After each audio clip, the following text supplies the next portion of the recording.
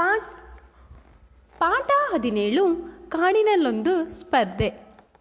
ದಟ್ಟವಾದ ಕಾಡೊಂದರಲ್ಲಿ ಗಿಡಮರಗಳೆಲ್ಲ ಚಿಗುರೊಡೆದು ಕಂಗೊಳಿಸುತ್ತಿದ್ದವು. ಪ್ರಾಣಿಗಳೆಲ್ಲ ನಿರ್ಭಯವಾಗಿ ಓಡಾಡುತ್ತಿದ್ದವು.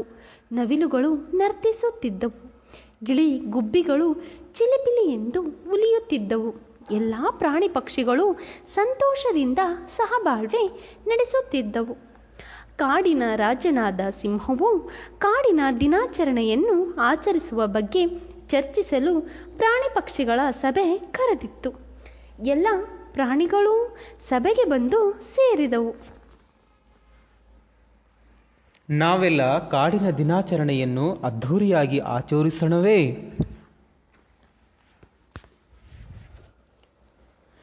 ಎಲ್ಲ ಪ್ರಾಣಿಗಳು ಒಕ್ಕೊರಲಿನಿಂದ ಹೌದು ಹೌದು ಎಂದವು. ಆಯ್ತು, ಆದರೆ ಈ ವರ್ಷ ವಿಶೇಷವಾಗಿ ಆಚರಿಸೋಣ. ವಿಶೇಷವಾಗಿ ಎಂದರೆ ಹೇಗೆ? ಕಾಗಕ್ಕ, ವಿಶೇಷವಾಗಿ ಎಂದರೆ ಆಟಗಳ ಸ್ಪರ್ಧೆ ನಡೆಸುವುದು, ಗೆದ್ದವರಿಗೆ ಇನಾಮು ಕೊಡುವುದು.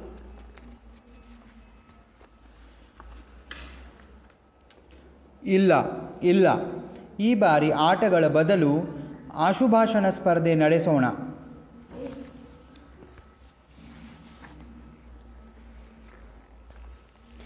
ಏಕೆ? ಹಿಂದೆ ಆಮೆಯ ಜೊತೆ ಓಟದ ಸ್ಪರ್ಧೆಯಲ್ಲಿ ಸೋತಿದ್ದಕ್ಕೆ ಭಯವೇನು?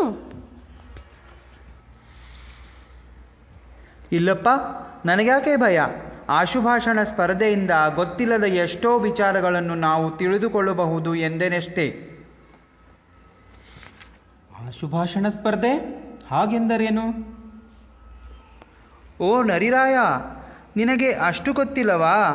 ಆಶುಭಾಷಣ ಸ್ಪರ್ಧೆ ಎಂದರೆ ಸ್ಥಳದಲ್ಲಿಯೇ ಸೂಚಿಸಿದ ವಿಷಯದ ಬಗ್ಗೆ ಭಾಷಣ ಮಾಡುವುದು. ಸರಿ, ಹಾಗಾದರೆ ನಾಳೆ ಸ್ಪರ್ಧೆಗಳನ್ನು ನಡೆಸೋಣ. ಎಲ್ಲರೂ ನಾಳೆ ಇಲ್ಲಿಯೇ ಸೇರೋಣ.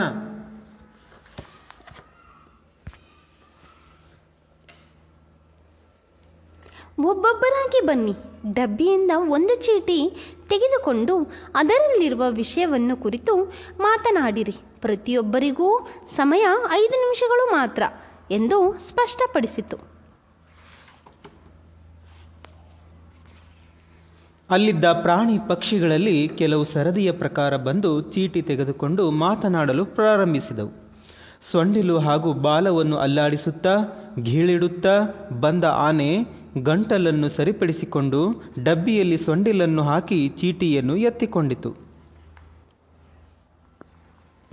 ಅಬ್ಬಾ, ಚೀಟಿಯಲ್ಲಿ ನನಗೆ ಇಷ್ಟವಾದ ವಿಷಯ ರೇಡಿಯೋ ಬಂದಿದೆ. ರೇಡಿಯೋ ಒಂದು ಸಂಪರ್ಕ ಸಾಧನ. ರೇಡಿಯೋ ಕಂಡುಹಿಡಿದವರು ಮಾರ್ಕೋನಿ.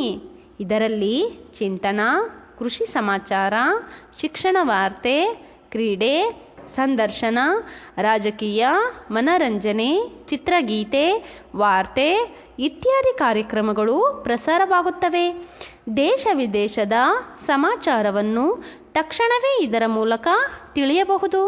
ಇದರಲ್ಲಿ ಪ್ರಸಾರವಾಗುವ ಚಿಣ್ಣರ ಚುಕ್ಕಿ, ಚುಕ್ಕಿ ಚಿನ್ನ ಮತ್ತು ಕೇಳಿಕಲಿ ಕಾರ್ಯಕ್ರಮ ಎಂದರೆ ನನಗೆ ಅಚ್ಚುಮೆಚ್ಚು. ವೇಗವಾಗಿ ಓಡಿಬಂದ ಚಿರತೆಯು ಚೀಟಿಯನ್ನು ಎತ್ತಿಕೊಂಡಿತು.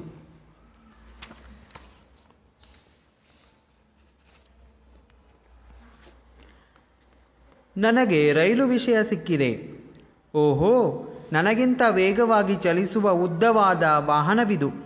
ಇದು ಕಂಬಿಗಳ ಮೇಲೆ ಮಾತ್ರ ಚಲಿಸುತ್ತದೆ.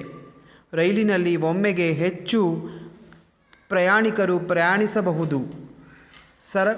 ಸರಕುಗಳನ್ನು ಸಾಗಿಸಬಹುದು. ರೈಲಿನಲ್ಲಿ ಶೌಚಾಲಯ, ಕುಡಿಯುವ ನೀರು, ಊಟ, ತಿಂಡಿ, ಮಲಗುವ ವ್ಯವಸ್ಥೆ ಇರುತ್ತದೆ. ಈಗ ರೈಲು ಪ್ರಯಾಣ ಸುಖಕರ ಹಾಗೂ ಅದರ ದರವೂ ಕಡಿಮೆ ಎಂದು ಹೇಳಿ ಕುಳಿತುಕೊಂಡಿತು.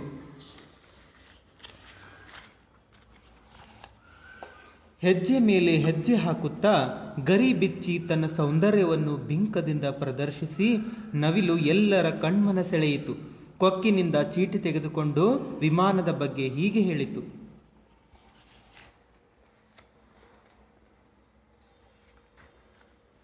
ಮನುಷ್ಯ ಹಕ್ಕಿಗಳು ಹಾರುವುದನ್ನು ಕಂಡು ತಾನೂ ಹಾರಬೇಕೆಂದು ಈ ವಿಮಾನವನ್ನು ಕಂಡುಹಿಡಿದನು. ವಿಮಾನವು ವಾಯುಮಾರ್ಗದಲ್ಲೇ ಚಲಿಸುತ್ತದೆ. ಇದರ ಮೂಲಕ ಕಡಿಮೆ ಸಮಯದಲ್ಲಿ ಬಹಳ ದೂರ ಪ್ರಯಾಣಿಸಬಹುದು. ಜನರು ದೇಶ ವಿದೇಶಗಳಿಗೆ ಹೋಗುವಾಗ ಹೆಚ್ಚಾಗಿ ವಿಮಾನದಲ್ಲಿಯೇ ಸಂಚರಿಸುತ್ತಾರೆ. ನನಗೆ ವಿಮಾನ ಪ್ರಯಾಣವೆಂದರೆ ತುಂಬ ಇಷ್ಟ. ಆದರೆ ಇದರ ದರ ದುಬಾರಿ ಎಂಬುದೇ ನನಗೆ ಬೇಸರವಾಗಿದೆ.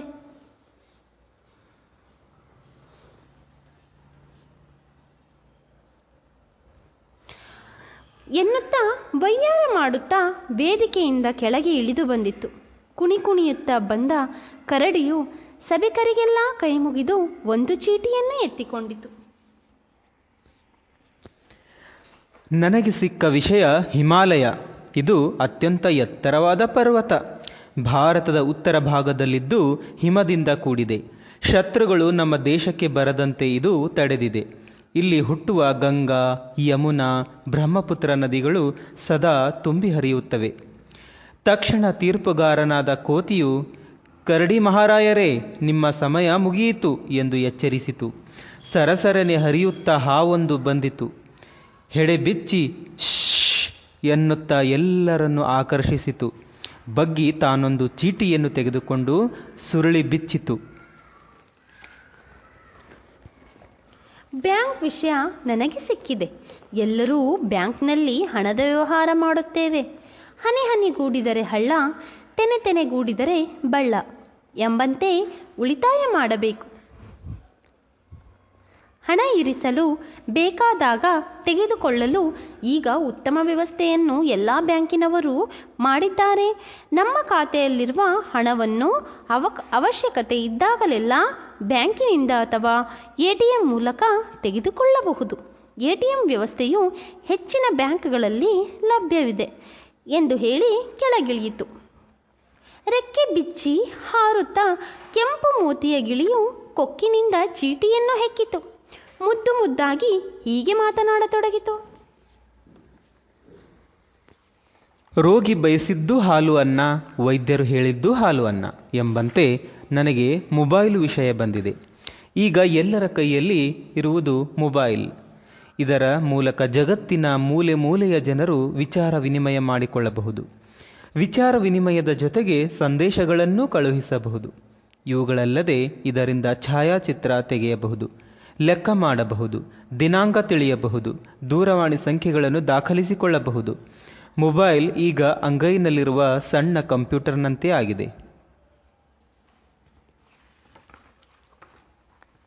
ಅಬ್ಬಾ, ಮಲವು ತಿಳಿಸಿದಂತೆ ಈ ಆಶುಭಾಷಣ ಸ್ಪರ್ಧೆ ಮೂಲಕ ನಾವೆಲ್ಲ ಬಹಳ ವಿಷಯಗಳನ್ನು ತಿಳಿದುಕೊಂಡೆವು. ಎಲ್ಲರೂ ತುಂಬ ಅದ್ಭುತವಾಗಿ ಮಾತನಾಡಿದ್ದೀರಿ. ಈ ಸ್ಪರ್ಧೆ ನಡೆಸಲು ಸಹಕರಿಸಿದವರಿಗೆಲ್ಲ ಧನ್ಯವಾದಗಳು. ಓ ನನ್ನ ಬಂಧುಗಳೇ, ನೀವೆಲ್ಲ ಸ್ಪರ್ಧೆಯಲ್ಲಿ ಭಾಗವಹಿಸಿ ಯಶಸ್ವಿಯಾಗಿ ನಡೆಸಿಕೊಟ್ಟಿದ್ದೀರಿ. ಇದು ನನಗೆ ಹರ್ಷ ತಂದಿದೆ. ನಾಳೆ ಹೊರಾಂಗಣದಲ್ಲಿ ಕಬಡ್ಡಿ ಆಟ ಆಡೋಣ. ಎರಡೂ ಸ್ಪರ್ಧೆಗಳಲ್ಲಿ ಗೆದ್ದವರಿಗೆ ದಿನಾಚರಣೆಯೆಂದು ಇನಾಮನ್ನು ನೀಡೋಣ. ಕೂಡಿ ಬಾಳಿದರೆ ಸ್ವರ್ಗ ಸುಖ.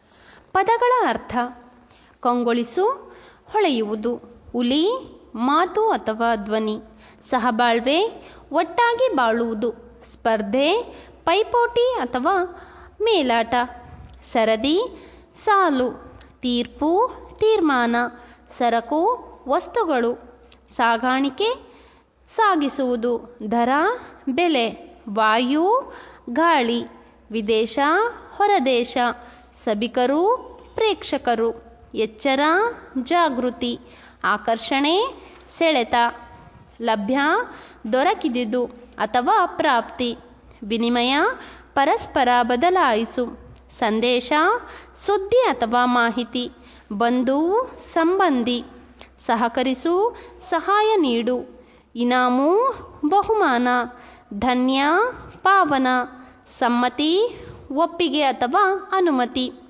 ಹರ್ಷ, ಸಂತೋಷ, ಬಿಂಕ, ಗರ್ವ, ಅದ್ಭುತ, ಆಶ್ಚರ್ಯ.